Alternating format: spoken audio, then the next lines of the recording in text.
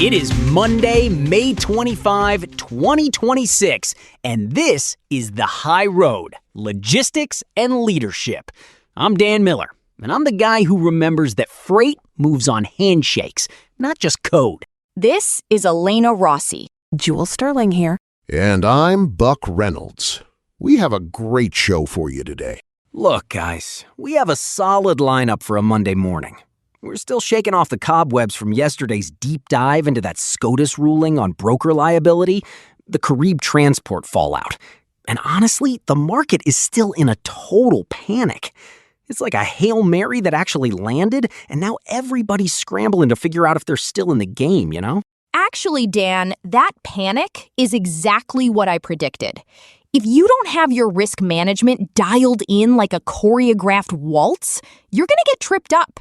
And speaking of getting tripped up, we've got some developments in Texas today that prove the legal earthquake we talked about yesterday was just the beginning. Well, it's not all doom and gloom on the legal front, though. We're also looking at some tech that sort of, promises to fix the human error that leads to these lawsuits in the first place. We're talking AI-native TMS platforms, systems of action, not just record keeping, right? Systems of action. Here's the deal, Jules. You can call it whatever fancy name you want, but if the computer can't smell a failing wheel bearing, I'm not sure I want it calling the shots. But bottom line, we're covering that and the latest diesel numbers, which, well, it's a mixed bag today. Let's get into the heavy stuff first. We just got word out of Ector County, Texas. That's the Odessa area, for those not keeping track, of a $49 million jury verdict against a carrier called OPG Logistics. Whew, $49 million? Here's the play. That's not just a loss. That's a franchise-ending blow. Is this another one of those nuclear situations we keep seeing? It is the definition of a nuclear verdict, Dan. Actually, the breakdown is what should keep every fleet manager awake at night. We're looking at $40.5 million in compensatory damages and $8.5 million in punitive damages for gross negligence. The case involved a fatal crash from January 2025, where the driver, Bjorky Sanchez Fernandez, made an unsafe left turn and killed a 29-year-old man named Stephen Mick. I mean, a left turn. It's the simplest, most dangerous thing we do in a rig. But $50 million for a left turn? That feels like the jury's trying to put the whole industry on trial, not just one driver. Well, Buck, you see, the defense actually admitted the driver was negligent. They tried to cap the damages at $5 million. But the jury saw the carrier's lack of oversight as the real culprit. And get this.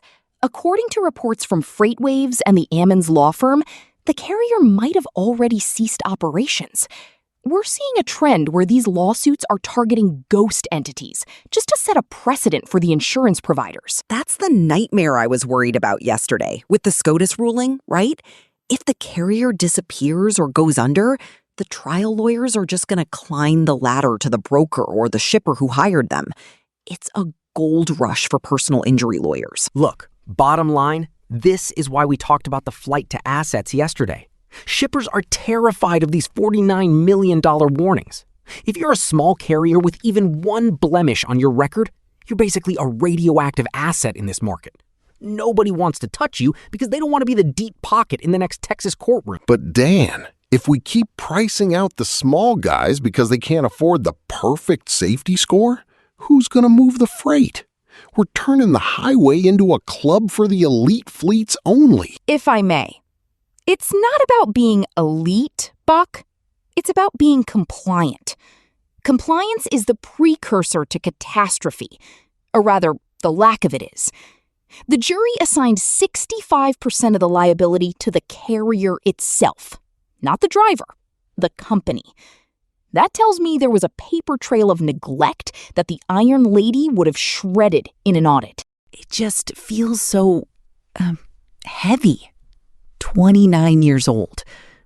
One bad turn, and now a company's gone and a family is devastated. it makes you realize that behind every one of these insurance premiums we grumble about is a real human cost. Exactly, Jules. And until carriers treat their safety manuals like the Bible, these juries aren't going to stop.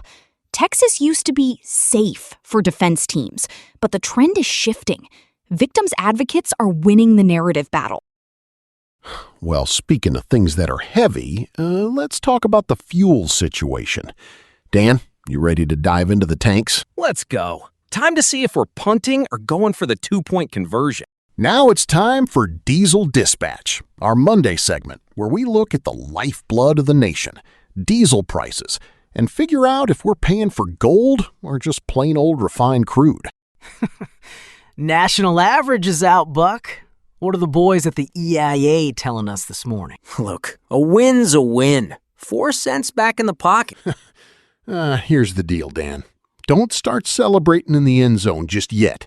Yeah, it's the third straight week of a decline, but we are still $2.06 higher than this time last year. That is a 58% jump in 12 months. If you're an owner-operator running 6,000 miles a month, you're spending almost 90 cents a mile just on fuel. Last year, that was 54 cents. Okay, but look, if retail is sliding, that should give some relief to the surcharges, right?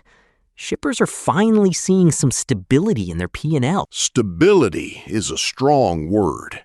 The EIA reports say distillate inventories, that's the stuff diesel is made of, are 11% below the 5-year average. We are running on fumes in the storage tanks.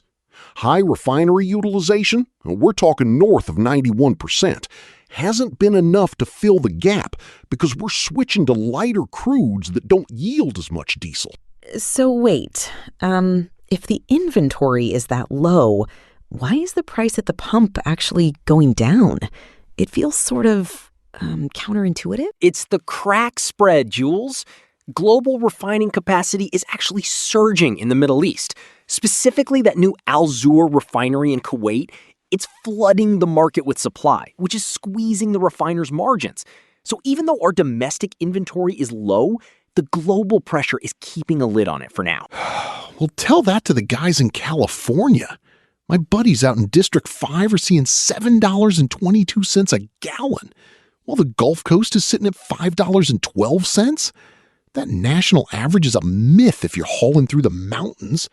I mean, you are one refinery hiccup or one more headline from the Middle East away from a $6 national floor. Actually, Buck, you're hitting on the risk factor. The market is pricing in a geopolitical risk premium because of the Iran conflict.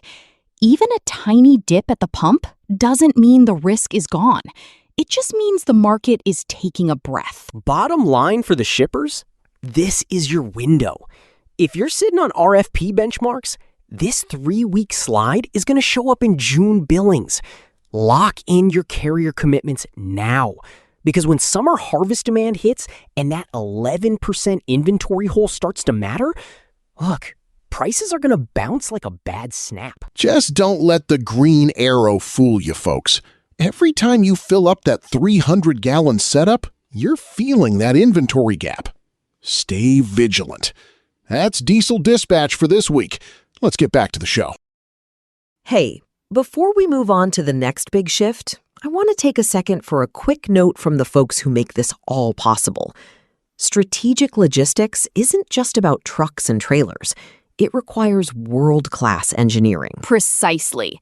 This show is actually powered by the tech stack developed by Eric Christensen at Neural Network Media. He's the architect behind the code that keeps our data feeds running as smooth as a ballroom floor. If you want to support the innovation behind the industry, you can visit our Patreon at patreon.com/neuralnetworkmedia. You'll get a free trial and access to our daily briefing PDF, which, let's be honest, is basically a cheat sheet for your next supply chain meeting. Support the architect. All right, let's pivot to the future. Jules, you've been talking about this AI boss thing. Look, I'm a relationship guy. I move freight with handshakes. Are you telling me I'm going to be shaking hands with a chatbot now? Well, not exactly, Dan. But today's report in Transport Topics is calling it a technological Rubicon.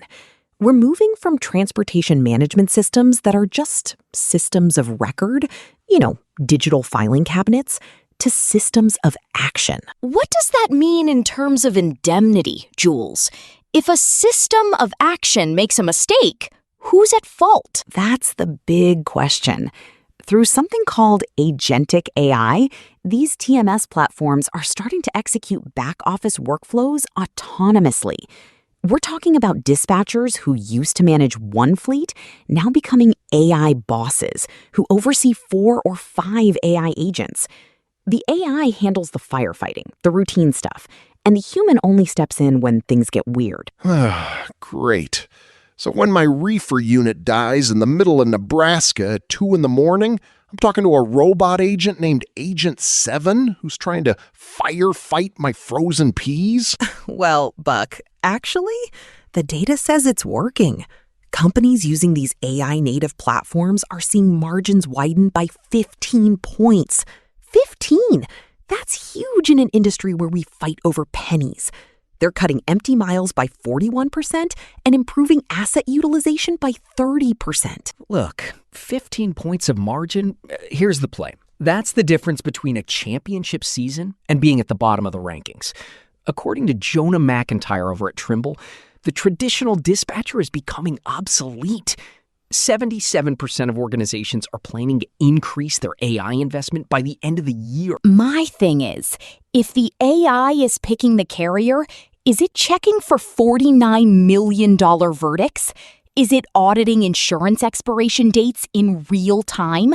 Because if the AI picks a ghost carrier because they were 5 cents cheaper on the spot market, the AI boss is the one who's going to be sitting in that Ector County courtroom. That's actually the action part, Elena. The AI can audit safety scores and certificates in milliseconds. It doesn't get tired. It doesn't miss a line in a contract because it's on its 4th cup of coffee.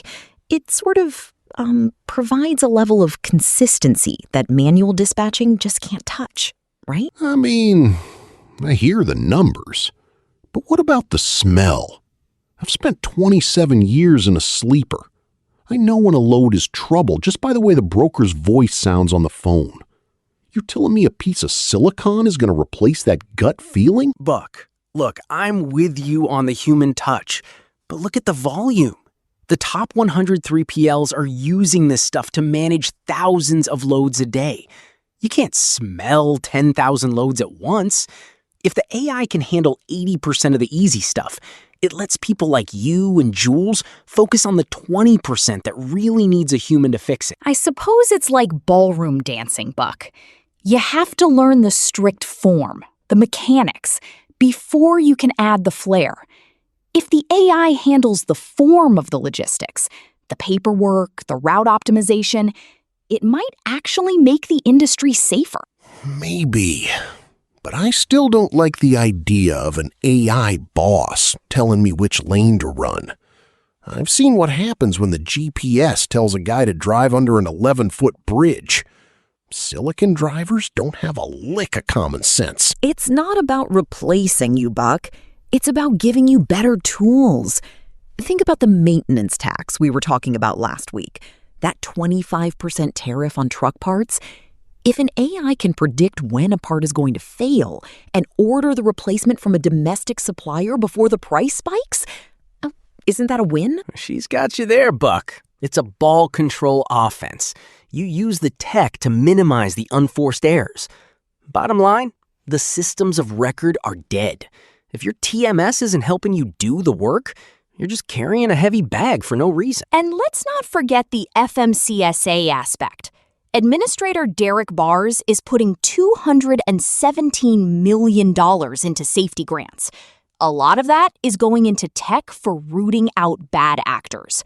If your system of action isn't synced with federal safety databases, you're basically painting a bullseye on your trailer. Right? It's all connected. The nuclear verdicts, the fuel inventory, the AI dispatchers, it's all moving toward a world where if you aren't optimized, you aren't operating. Well, I guess I'd better start learning how to talk to the robots. But I'm telling you, the first time one of them tells me to skip a pre-trip inspection, I'm pulling the plug. Fair enough, Buck. Fair enough. That does it for us today on the high road. Look, the bottom line is clear. Whether it's a $49 million verdict in Texas or a robot taking over the dispatch desk, the industry is moving faster than a no-huddle offense. You either adapt or you get left on the sidelines. We covered a lot, from the AI boss paradigm to the 11% hole in our diesel inventories. So make sure you're auditing your own plays before you hit the road tomorrow. Stay safe and check your indemnity. See you all tomorrow. Keep 'em shiny side up. We'll catch you on the next one.